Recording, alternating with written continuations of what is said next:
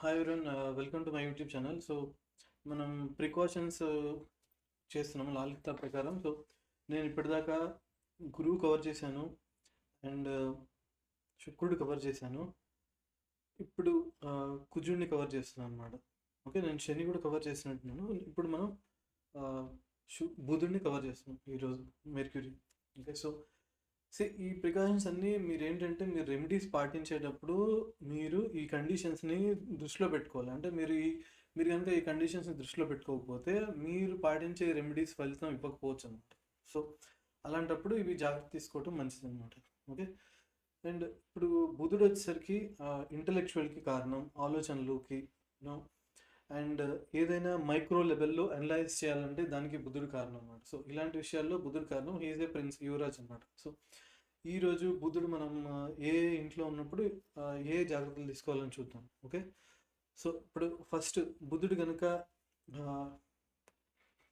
9th హౌస్లో ఉన్నాడు అనుకోండి. బుధుడు 9th హౌస్లో ఉన్నప్పుడు ఏంటంటే 9th హౌస్ అనేది జనరల్ నార్మల్ జోడియాక్ సైన్లో ధర్మానికి సంబంధించింది, అంటే ధనుసు రాశి వస్తుంది. అక్కడ అధిపతి గురువు అనమాట. ఓకే, మీరు గురువు అన్నప్పుడు మీరు సెయింట్స్ కానీ ఇట్లాంటి గురువు స్థానంలో ఉన్న వాళ్ళు కానీ వాళ్ళకి మీరు ఏమైనా ఇవ్వాలి కానీ వాళ్ళ దగ్గర తీసుకోకూడదు అనమాట. అంటే సన్యాసులు కానీ ఇట్లాంటి వాళ్ళు ఉన్నప్పుడు ఏంటంటే మీరు వాళ్ళకి ఏమైనా ఇవ్వాలి కానీ మీరు వాళ్ళ దగ్గర నుంచి తీసుకోవడం అనేది ఇట్స్ నాట్ యాక్సెప్టబుల్ అనమాట. దానివల్ల మీకు కొంచెం ప్రాబ్లమ్స్ వచ్చే అవకాశం ఉంది. అండ్ 9th హౌస్ అనేది నమ్మకానికి సంబంధించింది, ఫాదర్కి సంబంధించింది. మెయిన్ నమ్మకం అన్నది, నమ్మకం గురువుకి సంబంధించింది అన్నమాట. కానీ బుధుడు వచ్చేసరికి ప్రతిదీ అనలైజ్ చేయటం, డీప్గా లెవెల్లో డిగ్ చేయటం, తర్వాత ఏదైనా రియలైజ్ అవ్వటం ఇలా ఉంటుంది అనమాట. అందుకని అక్కడ బుధుడు యొక్క ఇంపాక్ట్ కొంచెం తగ్గించుకోవడానికి గ్రీన్ అవాయిడ్ చేయటం అనేది మంచిది అనమాట. ఓకే, ఈ రెండు 9th హౌస్ అనమాట. నెక్స్ట్ బుధుడు 8th హౌస్లో ఉన్నాడు అనుకోండి. 8th హౌస్ అనేది ఏంటంటే చేంజ్కి కారణం. ఓకే, చేంజ్కి గండాలకి సంబంధించింది, ఆయుష్కి సంబంధించిన విషయాలకి 8th హౌస్ కారణం. ఓకే, ఇప్పుడు బుధుడు 8th హౌస్లో ఉన్నప్పుడు ఏంటంటే 8th హౌస్ న్యాచురల్ జోడియాక్ సైన్లో ఏమవుతుందంటే స్కార్పియో అవుతుంది. స్కార్పియో అంటే వృశ్చిక రాశికి అధిపతి వచ్చేసరికి కుజుడు అనమాట. కుజుడికి బుధుడికి కాంబినేషన్ అనేది కుదరదు. అందువల్ల మీరు కుజుడికి సంబంధించిన విషయాలు కొంచెం జాగ్రత్త పడాలన్నమాట. అంటే మీరు రెడ్ క్లోత్స్ ధరించడం మంచిది కాదు. ఓకే, అండ్ 8th హౌస్ అనేది 7th హౌస్కి సెకండ్ హౌస్ ఉంది కాబట్టి. అండ్ ఇంకొకటి అది డాటర్కి ఏంటంటే ముక్కు కూడా ఉంటుంది కదా, అది వెండిది ధరించడం అనేది సజెస్టబుల్ అనమాట. ఓకే, నెక్స్ట్ ఇంకొకటి వచ్చేసరికి మీరు ఒక టెంపుల్ని నుంచి ఇంకో టెంపుల్కి అట్లా చేంజ్ చేయకుండా మీరు ఒక టెంపుల్లోనే రెగ్యులర్గా వెళ్ళటం అనేది అడ్వైజబుల్. నేను మాటికి టెంపుల్ని మార్చడం అనేది it's not advisable. Because 8th house అనేది చేంజ్కి కారణం.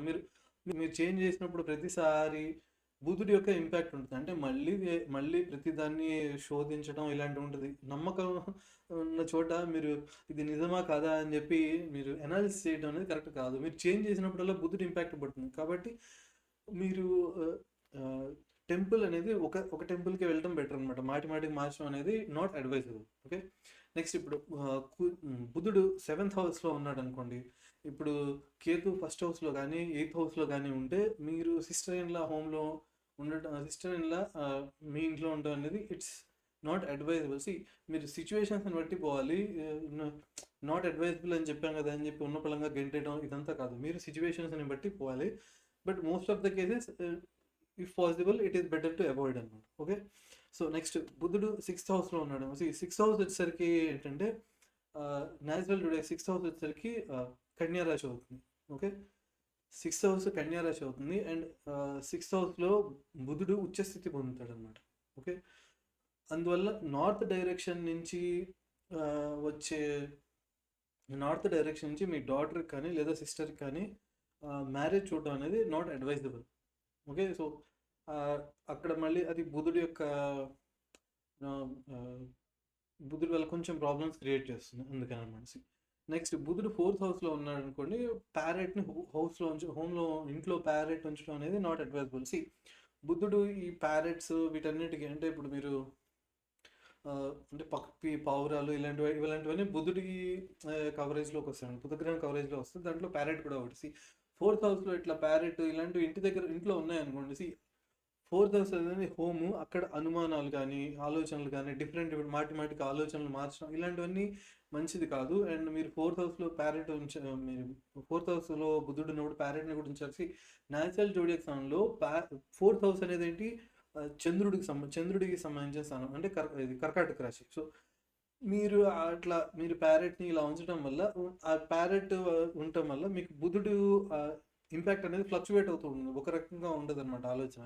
దీనివల్ల ఏంటంటే మీకు ప్రాబ్లమ్స్ వచ్చే అవకాశం ఉంది. అంటే ఇంట్లో ప్రాబ్లమ్స్ వచ్చే అవకాశం ఉందనమాట. నెక్స్ట్ బుధుడు సెకండ్ హౌస్‌లో ఉన్నాడనుకోండి, ఇట్ ఈస్ నాట్ అడ్వైజబుల్ అనమాట. అంటే మీరు ఆల్కహాల్ గానీ, ఇలాంటివి మీట్, ఆల్కహాల్ ఇలాంటివి కన్జ్యూమ్ చేయడం అనేది నాట్ అడ్వైజబుల్. న్యాచురల్ జోడియాక్స్‌లో సెకండ్ హౌస్ వచ్చేసరికి వృషభ రాశి అవుతుంది. ఓకే. సో, వృషభ రాశికి అధిపతి శుక్రుడు. ఓకే. అండ్ ఇంకొకటి ఏంటంటే థర్డ్ హౌస్ అనేది జెమిని. జెమినీకి అధిపతి బుధుడు. థర్డ్ హౌస్ అధిపతి సెకండ్ హౌస్‌లో ఉన్నప్పుడు మీరు ఇలాంటివన్నీ ఈ నాన్ వెజ్, ఆల్కహాల్ ఇలాంటివన్నీ తీసుకున్నారనుకోండి, మళ్ళీ అది మీకు ఫ్యామిలీలో ప్రాబ్లమ్స్ క్రియేట్ చేస్తుంది. At the same time family అనేసరికి మళ్ళీ మీరు ఈ ప్యారెట్స్, గోట్స్, షీప్ ఇలా అంటే ఫ్రీక్వెంట్‌గా మూవ్ అయ్యే ఈ ప్యారెట్స్, గోట్స్, షీప్ ఇలాంటివి ఫ్రీక్వెంట్‌గా మూవ్ అయ్యే ఇంట్లో ఉంచుకోవడం అనేది ఇట్స్ నాట్ అడ్వైజబుల్ అనమాట. Okay. Next at the same time ఇంకా కొన్ని ఉన్నాయి. బట్ సమ్ కాంట్రవర్షియల్ ఇష్యూస్ వల్ల సెకండ్ హౌస్‌లో ఇంకొక టాపిక్ ఉంది కానీ అది నేను యూనో చెప్పట్లేదు. Because some controversies are there. So, అది నేను స్కిప్ చేస్తున్నాను. నెక్స్ట్ మెర్క్యూరీ కనుక 12th హౌస్‌లో ఉన్నాడనుకోండి, మీరు 25th ఇయర్‌లో మ్యారేజ్ అనేది అవాయిడ్ చేయాలి. వై? బికాస్ ఒక్కొక్క ప్లానెట్‌కి ఒక్కొక్క ఏజ్‌లో ఇంపాక్ట్ ఉంటుంది. ఆ ఏజ్ లిమిట్ ఏంటి అనేది నేను మళ్ళీ నెక్స్ట్ అది వేరే సిరీస్‌లో చెప్తాను అనమాట. సో, ప్రస్తుతానికి ఈ సిరీస్‌లో వచ్చేసరికి ఏంటంటే మెర్క్యూరీ మీకు 12th హౌస్‌లో ఉన్నప్పుడు 25th ఇయర్‌లో మ్యారేజ్ అవాయిడ్ చేయండి. ఓకే. మెర్క్యూరీ 12th హౌస్ అంటే మీన రాశి అవుతుంది. అక్కడ మళ్ళీ ఉచ్చ స్థానం కాదు, దానికి ఆపోజిట్ నీచ స్థానం అవుతుంది అనమాట మెర్క్యూరీకి. Okay. So, next Mercury 11th హౌస్‌లో ఉన్నప్పుడు ఏంటంటే 11th హౌస్ అనేది మళ్ళీ శనికి సంబంధించిన అంటే నార్మల్ జోడియాక్ ఛానల్లో 11th హౌస్ వచ్చేసరికి మళ్ళీ ఏంటి కుంభరాశి అవుతుంది. కుంభరాశి శనీశ్వరుడికి సంబంధించిన విషయం. సో, శనీశ్వరుడు సంబంధించిన విషయం కాబట్టి మళ్ళీ మీరు సన్యాసులు ఇట్లాంటి పెద్దవాళ్ళ దగ్గర నుంచి ఏంటంటే మీరేమి తీసుకోవడం నాట్ అడ్వైజబుల్ అనమాట. దానికి బదులు మీరు ఏమైనా ఇవ్వగలిగితే దట్ ఈస్ వెరీ గుడ్ అనమాట. ఓకే. అండ్ ఇఫ్ పాసిబుల్ ఎవరైనా విడో పర్సన్స్ ఎవరైనా ఉంటే it is advisable if possible మీరు హోమ్లో ఉంటే కొంచెం ప్రాబ్లమ్స్ రావచ్చు. So, you should plan accordingly. అంటే నేను చెప్పాను మరి హార్ష్ డెసిషన్స్ అయితే తీసుకోకండి. You should go according to the circumstances. మీ పరిస్థితులను బట్టి పోవాలన్నమాట. ఓకే. నెక్స్ట్ బుధుడు మళ్ళీ దశమ స్థానంలో ఉన్నాడు అనుకోండి. దశమ స్థానము మకర రాశి అవుతుంది. సో, మకర రాశిలో యాజ్ యూజువల్ ఆల్కహాల్, మీట్ ఇవనేవి తింటే నాట్ అడ్వైజబుల్. అండ్ ఎందుకంటే ఇప్పుడు బుధుడు 10th హౌస్‌లో ఉన్నప్పుడు ఆ 10th హౌస్ శనీశ్వరుడు కాబట్టి మీరు ఆల్కహాల్, మీట్ ఇలాంటివి తీసుకున్నారంటే మీకు బుధుడు నెగిటివ్ ఇంపాక్ట్ అనేది స్టార్ట్ అవుతుంది. బుధుడు అనేది ఏంటంటే జనరల్‌గా ఏ గ్రహంతో ఉంటే ఆ గ్రహానికి తగ్గట్టుగా కొంచెం బిహేవియర్ అనేది చేంజ్ అవుతుంది. శుభుడని కానీ, అశుభుడని కానీ అలా చెప్పడం కుదరదు. సో, జనరల్‌గా ఏ గ్రహాలతో ఉంటే బుధుడు దానికి తగ్గట్టుగా ఫ్లక్చువేట్ అవుతూ ఉంటారనమాట. సో, అందుకని ఈ జాగ్రత్తలు తీసుకోవడం మంచిదన్నమాట. సో, ఈ వీడియోకి ఇంతే. నెక్స్ట్ వీడియో ఇంకొక గ్రహం గురించి తెలుసుకుందాం. So, please like, share and subscribe. Thank you. Bye.